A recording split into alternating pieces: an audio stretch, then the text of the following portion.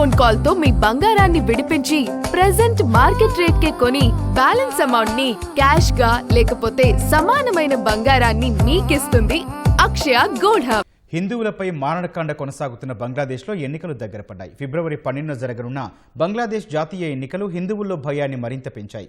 మాజీ ప్రధాని షేక్ హసీనా హయాంలో జైళ్లలో ఉన్న ఉగ్రవాదులు, ఇతర తీవ్ర భావజాలం కలిగిన వారు తిరిగి రాజకీయాల్లో ప్రవేశించారు.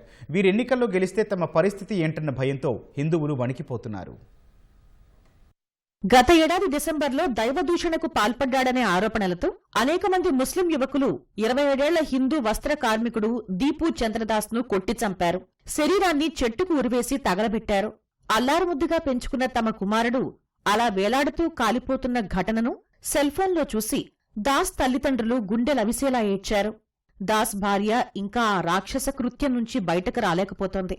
దాస్ హత్య తర్వాత కూడా బంగ్లాదేశ్లో హిందువులపై మారణకాండ ఆగలేదు.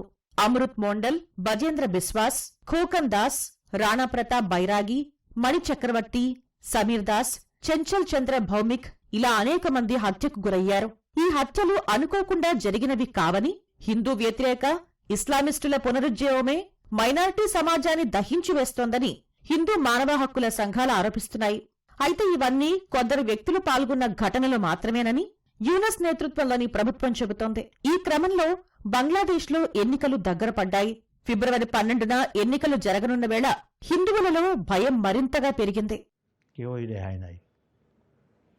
এবং এইরকম একটি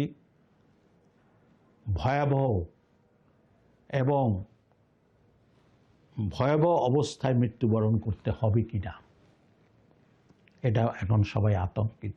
আমরা গণতান্ত্রিক প্রক্রিয়ায় অংশগ্রহণ করতে চাই, কিন্তু আমাদের যে চলমান যে সহিংসতা, চলমান যে বিচারহীনতা, এই যে দেখা যায় সপ্তাহ একটা না একটা ঘটনা আসে, সেই জায়গাটায় আমরা ভীত, আমরা সন্ত্রস্ত এবং কখনো কখনো কোনো জায়গায় మైనారిటీల అస్తిత్వ సంకటే.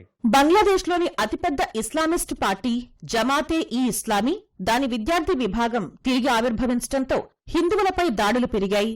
హసీనా హయాంలో నిషేధాలు, అరెస్టుల కారణంగా ఏళ్లుగా రాజకీయాలకు దూరంగా ఉన్న ఈ పార్టీ ఈ ఎన్నికల్లో తమ ప్రభావాన్ని తిరిగి పొందాలని చూస్తోంది.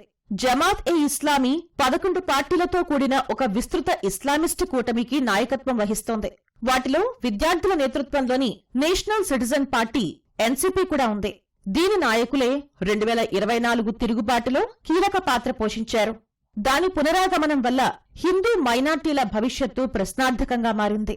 అయితే మత వివక్షను ఎదుర్కొంటున్న పౌరులకు మద్దతిస్తామని ఎన్సీపీ చెబుతోంది. తాము గెలిస్తే మానవ హక్కుల కమిషన్లో ఒక ప్రత్యేక విభాగాన్ని ఏర్పాటు చేస్తామని హామీ ఇస్తోంది.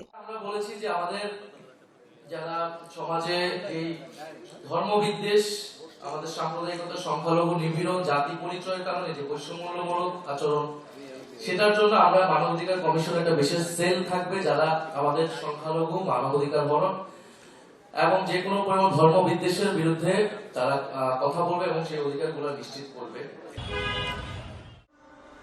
এদেশের 5 তারিখ থেকে কোনো প্রশাসন ছিল না, সরকার ছিল না।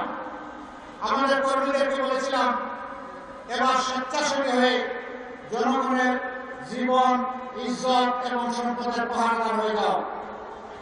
আমাদের লক্ষ লক্ষ কর্মী সারা বাংলাদেশে সমস্ত ধর্মের প্রতিষ্ঠান, সকল ধর্মের ভার্নারেবল হাউসেস এবং যাদের পোটেনশিয়াল রিস্ক ছিল ক্ষতিগ্রস্ত হওয়া, তাদেরকে আমরা পাহারা দিয়েছি। బంగ్లాదేశ్లో హిందువులు ఒక చిన్న మైనారిటీ. దేశంలోని దాదాపు 18 కోట్ల జనాభాలో వీరి వాటా కేవలం 8%. ముస్లింలు 91% మంది ఉన్నారు. 2024లో మాజీ ప్రధాని షేక్ హసీనా పదవీచ్యుతులైనప్పటి నుంచి ఇప్పటి వరకు 2000 కంటే ఎక్కువ మతహింస ఘటనలు జరిగినట్లు బంగ్లాదేశ్ హిందూ బౌద్ధ క్రైస్తవ ఐక్యతా మండలి ఆధారాలతో సహా నమోదు చేసింది. వీటిలో కనీసం 61 హత్యలు, 28 రేప్, గ్యాంగ్ రేప్ వంటి అకృత్యాల ఘటనలు సైతం ఉన్నాయి. విధ్వంసం, దోపిడీ, ప్రార్థనా స్థలాలపై ఘటనలు కోకొల్లలో. అయితే యూనస్ ప్రభుత్వం ఈ గణాంకాలు తప్పు అని చెబుతోంది.